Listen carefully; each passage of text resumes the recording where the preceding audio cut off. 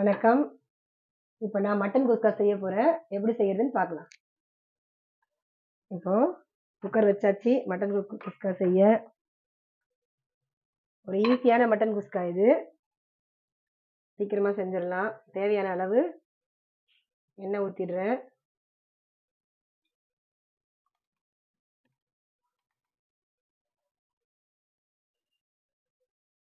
எண்ணெய் காஞ்சிட்டு இருக்கு.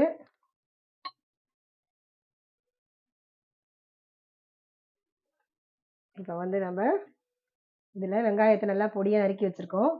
அந்த வெங்காயத்தை முதல்ல சேர்த்துடலாம்.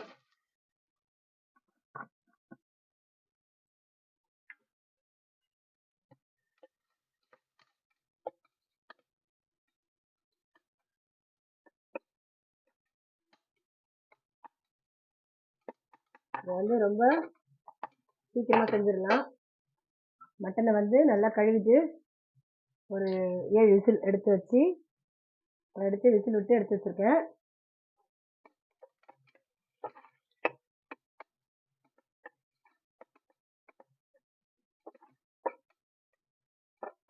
தண்ணியோட இருக்கு மட்டனு. இப்போ நம்ம வந்து இதில் வெங்காயம் போட்டதுக்கப்புறம் 2 பிரிஞ்சி இலை, கிராம்பு, ஏலக்காய் 1, பட்டை, இது அப்படியே இதோட வதக்கிடலாம்.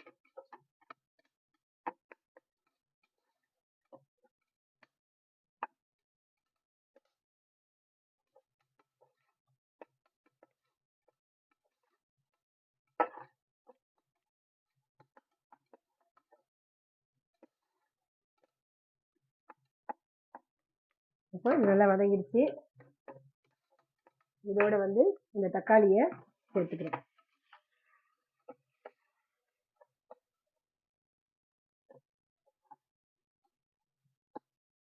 நம்ம தக்காளி வதங்கும் போது கொஞ்சம் உப்பு போட்டுடலாம். அதில் மட்டனில் உப்பு, மஞ்சத்தூள் போட்டு அதை வச்சு எடுத்து வச்சுருக்கேன்.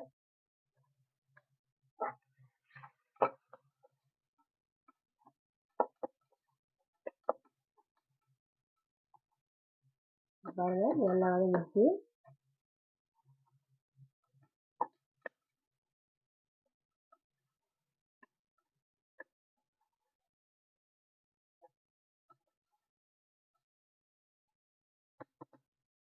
அடுத்தது இதில் வந்து பாஸ்மதி அரிசியை வந்து 2 டம்ளர் எடுத்து கழுவி ஒரு 10 நிமிஷம் ஊற வச்சுருக்கேன். அதை இதில் போட்டுடுறேன். இப்போ பாஸ்மதி அரிசி இந்த அளவுக்கு இருந்ததுன்னா, தண்ணியோட இந்த அளவுக்கு இருந்ததுன்னா இதில் வந்து 3/4 அளவு மறுபடியும் தண்ணி இதில் ஊற்றணும். இப்போ இந்த வேக வச்ச மட்டனை இதில் சேர்த்துடுறேன்.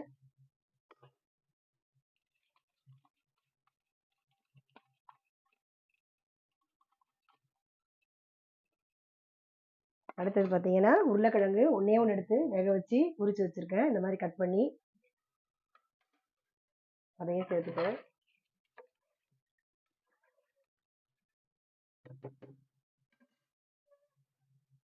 அதுக்கப்புறம் பார்த்தீங்கன்னா கொஞ்சம் சுடு தண்ணியை சேர்த்துக்கிறேன்.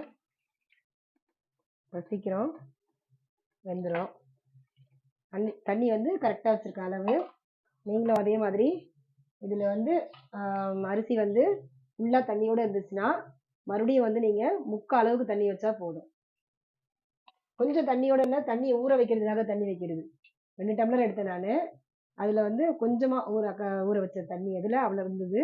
அதனால் வந்து நீங்கள் வந்து மறுபடியும் அந்த தண்ணியை ஊற்றும் போது 3/4 அளவுக்கு தண்ணி ஊற்றினா போதும் பாஸ்மதி அரிசிக்கு. இப்போ பாருங்கள், இதில் தனி மிளகாத்தூள் ஒரு 1/4 ஸ்பூன் மட்டும் சேர்த்துக்கிறேன்.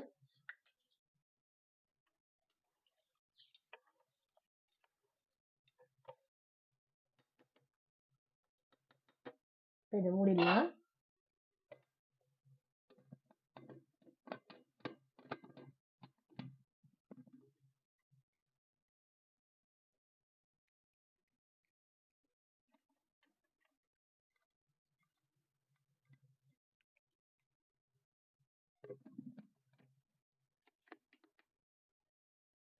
இப்போ வந்து ஒரு 10 நிமிஷம் இது கொஞ்சம் விசில் போடக்கூடாது.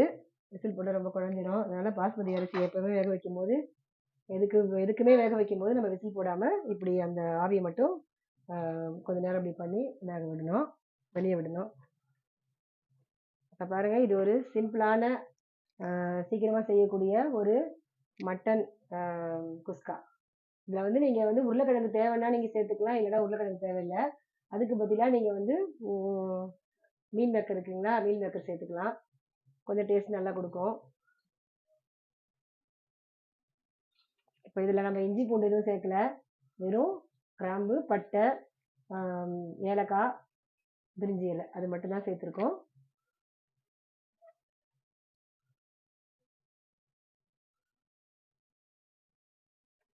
இப்போ இது வேகும் போதே நான் உங்களுக்கு ஒரே ஒரு மட்டன் குழம்பு மறுபடியும் சொல்கிறேன். மட்டன் குழம்புக்கு வந்து காய்கறி எல்லாம் போட்ட ஒரு மட்டன் குழம்பு சொல்கிறேன். அது எப்படி தெரியுங்களா? மட்டன் நல்லா கழுவிட்டு வேக வச்சு அதில் வந்து எண்ணெய் வேக வைக்கும்போது உப்பு, கொஞ்சம் மஞ்சத்தூள், கொஞ்சம் மிளகுத்தூள் போட்டு வேக வச்சு எடுத்து வச்சுருங்க. அதுக்கப்புறமா இந்த காய்கறி என்னன்னு பார்த்தீங்கன்னா, உருளைக்கிழங்கு, காலிஃப்ளவர், அதுக்கப்புறம் முருங்கைக்காய், இன்னொன்று சேர்க்கலாம், நல்லா டேஸ்ட்டாக கொடுக்கக்கூடிய காய். ப்ரொக்கோலி இருந்தால் அது சேர்த்துக்கலாம். அதுக்கு பதிலாக நீங்கள் வந்து காலிஃப்ளவர் சேர்த்துக்கலாம். அதுக்கப்புறம் கத்திரிக்காய் நல்லா டேஸ்ட் கொடுக்கும் மட்டன் குழம்புக்கு. அதனால் அந்த கத்திரிக்காய், இந்த 4 காயும் நல்லா நீங்கள் வேக வச்சு எடுத்து வச்சுக்கணும். இல்லைனா நீங்கள் வந்து மட்டனை வந்து வேக வச்சுட்டு மட்டனை கூடயே வந்து இதையும் சேர்த்து கொதிக்க வச்சுனாலே வெந்துடும். அதுக்கப்புறமா மசாலா என்னன்னு பார்த்தீங்கன்னா, தேங்காய், சோம்பு, கசகசா, அதுக்கப்புறம் கொஞ்சம் இஞ்சி, பூண்டு வேண்டியதில்லை, இஞ்சி, இதை மட்டும் நல்லா அரைச்சிருங்க. அரைச்சிட்டு கடைசியாக ஊற்றும் போது அதை ஊற்றணும். அதுக்கப்புறம் வந்து மிளகாத்தூள் பார்த்தீங்கன்னா, நீங்கள் நம்ம குழம்பு மிளகாய்த்தூள் அதுக்கு யூஸ் பண்ணிக்கலாம். நீங்கள் வந்து இந்த மசாலா இல்லைன்னா மட்டும் உங்கள்கிட்ட நீங்கள் என்ன பண்ணுறீங்கன்னா, கரம் மசாலா கொஞ்சம் எடுத்து அதில் தேங்காய் அரைக்கும் போது சேர்த்து அரைச்சாலும் பரவாயில்ல, இல்லை வந்து கடைசியாக நீங்கள் வந்து குழம்பு இறக்கும்போது அதை போட்டாலும் சூப்பராக இருக்கும். அப்புறம் வந்து மட்டன் குழம்பு தாளிக்கும் போது இன்னும் பார்த்தீங்கன்னா, முன்னாடியே வந்து கொஞ்சம் சோம்பு லேசாக போட்டுக்கணும். இல்லைன்னா சோம்பு போடலாம் கூட, ஒரு பட்டை அப்படி போட்டு அதுக்கப்புறமா இந்த வெங்காயம் அரைச்சி தாளிச்சிங்கன்னா கூட நல்லாயிருக்கும். இல்லைன்னா பரவாயில்ல, நாங்கள் வதக்கி குட்டி குட்டியாக நல்லா வதக்கி நல்லா பொடியாக நறுக்கின வெங்காயம், தக்காளி இது நல்லா அப்படியே நல்லா எண்ணெயில் வதக்கிட்டு அதுக்கப்புறமா இந்த காய்கறிகளை இப்போ சொன்ன பார்த்தீங்களா, அந்த காய்கறிகளையும் வதக்கிடுங்க. வேக வைக்க முடியலன்னா வேக வச்சுருங்க. இல்லைன்னா வந்து அவசரத்துக்கு செய்யறதுனா வேக வச்சுக்கலாம், நல்லா டக்குன்னு வந்துடும் சொல்லிட்டு. இல்லைன்னா நீங்கள் ஸ்லோவாக செய்கிறது, நல்லா மெதுவாக செய்யலாம்னா நீங்கள் வந்து வெங்காயம் தக்காளியோட இந்த காய்கறிகளையும் எல்லா காய்கறிகளையும் போட்டு உங்களுக்கு பிடிச்ச காய்கறி, அதாவது இது 4 நல்லா டேஸ்ட் கொடுக்கக்கூடிய மட்டனோட டேஸ்ட் கொடுக்கும் வேக வைக்கும்போது சேர்த்து. அதனால வந்து குழம்பு நல்லாயிருக்கும். நீங்கள் வந்து அவங்களுக்கு இப்போ தேவையானதை வந்து நீங்கள் அதில் இது பண்ணிக்கோங்க, சேர்த்துக்க காய்கறிகளை சேர்த்து நல்லா வதக்கிடணும். வதக்கிட்டு உப்பு, குழம்பு மிளகாய் தூள் கொஞ்சம் நல்லா போட்டு வதக்கிட்டு அந்த பச்சை வாசனை போகிற அளவுக்கு வதக்கிட்டு என்ன பண்ணணும், தண்ணியை ஊற்றிடணும். தண்ணியை ஊற்றிட்டு கொஞ்சம் 2-3 கொதி வந்ததுக்கப்புறம் மட்டன் வேக வச்சிங்க இல்லைங்களா, அந்த மட்டன் எடுத்து அதில் போட்டு ஒரு 5 நிமிஷம் நல்லா வேக வச்சிடணும். காய்கறி நல்லா குழையிற அளவுக்கு உருளைக்கிழங்கு நல்லா குழஞ்சிடணும். உருளைக்கிழங்கு குழஞ்சாலே மற்ற காய்கறிலாம் வெந்துட்ட மாதிரி. அதனால் அது நல்லா வேக வச்சு எடுத்து பார்த்துட்டிங்கன்னா தெரியும் வெந்திருக்குன்னு, எல்லாமே மிக்ஸ் ஆகிடும். அதுக்கப்புறம் நீங்கள் கடைசியில் இந்த மட்டன் குழம்புக்கு அந்த தேங்காய் மசாலா வச்சிங்கன்னா அதை வந்து அதை கடைசியாக ஊற்றிடணும் அதில். அதுக்கப்புறம் வந்து நீங்கள் ரொம்ப நேரம் அதை வச்சுக்கணும்னு நினச்சிங்கன்னா வந்து கொஞ்சமாக ஒரு சிட்டிகை அளவுக்கு கொஞ்சமாக ஒரு ஒரு சின்ன எலுமிச்சம்பழம் அளவுக்கு கொஞ்சம், அதை விட கொஞ்சமாக குட்டியாக எடுத்து புளியை கரைச்சி அதில் கொஞ்சமாக ஊற்றிக்கணும். ரொம்ப புளிப்பு இருக்கக்கூடாது. அதில் வச்சு கடைசியாக ஊற்றி இறக்கிட்டிங்கன்னா, கொத்தமல்லி கருவேப்பிலை தூவி இறக்கிட்டிங்கன்னா சூப்பராக காலையில் வச்ச குழம்பு நைட்டு வரைக்கும் கெடாமல் இருக்கும். நீங்கள் அப்படி ஃப்ரிட்ஜில் வச்சு இது பண்ணினா கூட ஃப்ரிட்ஜில் வச்சு நீங்கள் எடுத்து வச்சு மறுநாள் யூஸ் பண்ணிக்கலாம். கெடாமல் இருக்கிறதுக்கு இந்த புளி கொஞ்சம் கட்டாயம் சேர்த்துக்கணும், அதனால் கெடாமல் இருக்கும். இப்போ நல்லா சூப்பரான மட்டன் குழம்பு அது ஒரு நாள் செஞ்சு காமிக்கிறேன், இந்த காய்கறிகளோட சூப்பராக இருக்கும். இன்னொன்று வந்து காய்கறிகளோட மட்டன் குழம்பு அதுவும் சேர்த்து இது பண்ணலாம்.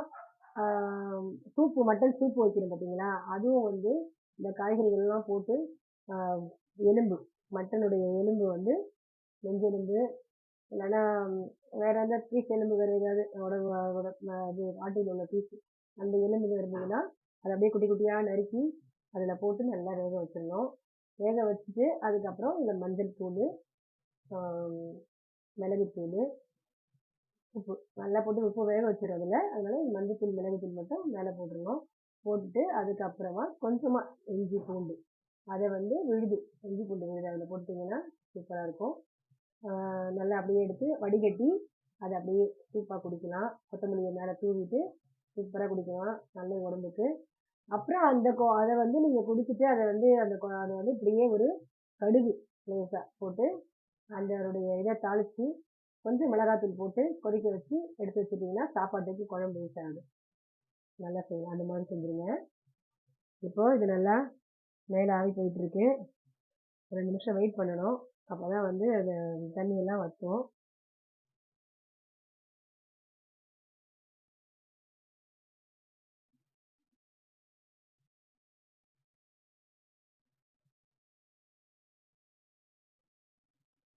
சிக்கன் சூப்பு இந்த வெயில் நேரத்தில் குடிக்கிறத விட மட்டன் சூப்பு ரொம்ப நல்லது உடம்புக்கு.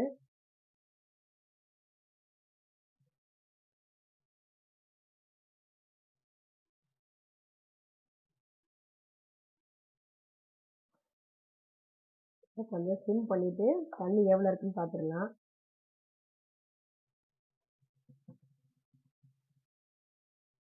பாஸ்மதினால சீக்கிரமாக வந்துடும்.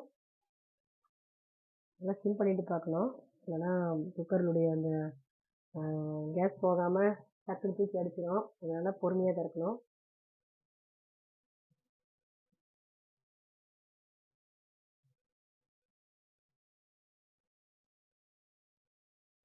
நான் ஆஃப் பண்ணிவிட்டு திறக்கிறேன்.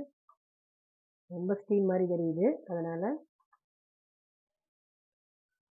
ஒரு 10 நிமிஷம் மேலே தான் அது வேகணும். அப்போ தான் நல்லாயிருக்கும்.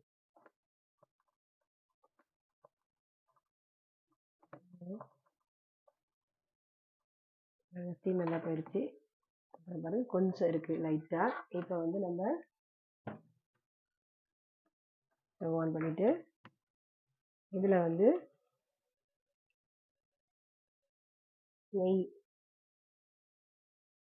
நெய் வந்து 2 ஸ்பூன் அளவுக்கு சேர்த்துக்கிறேன். அதுக்கப்புறம் கொஞ்சம் அப்படியே கிளறி விட்டுடலாம்.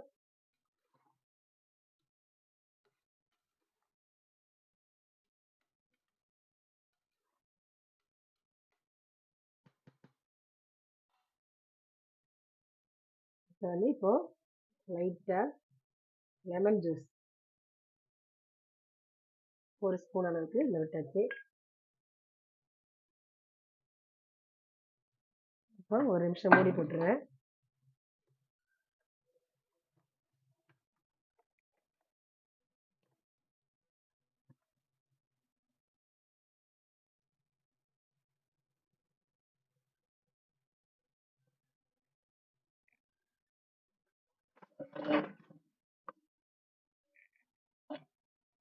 இந்த ஸ்டீம் வந்து கொஞ்சம் உள்ளேயே புழுங்கிறதுக்காக நான் வந்து இதை ஆஃப் பண்ணிவிட்டு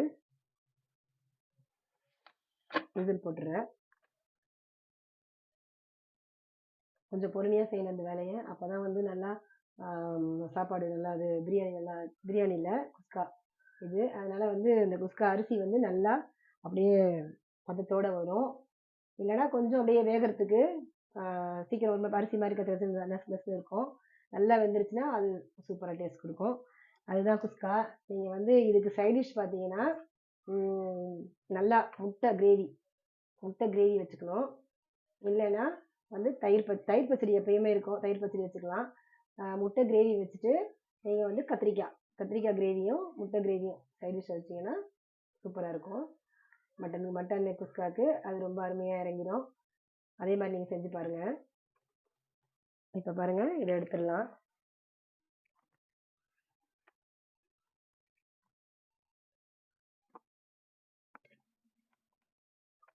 இன்னும் கொஞ்சம் கூட புடுங்கினா நல்லாயிருக்கும். நான் உங்களுக்காக எடுக்கிறேன்.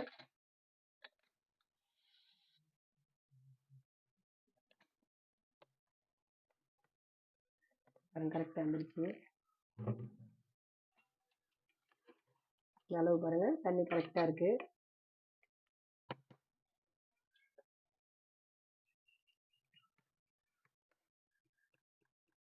மட்டன் நல்லா வெந்ததுனால இதில் வந்து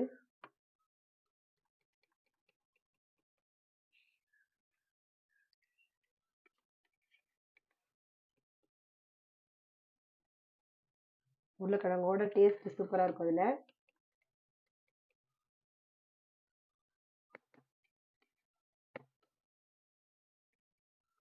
மட்டன் குஸ்கா ரெடி ஆயிடுச்சு.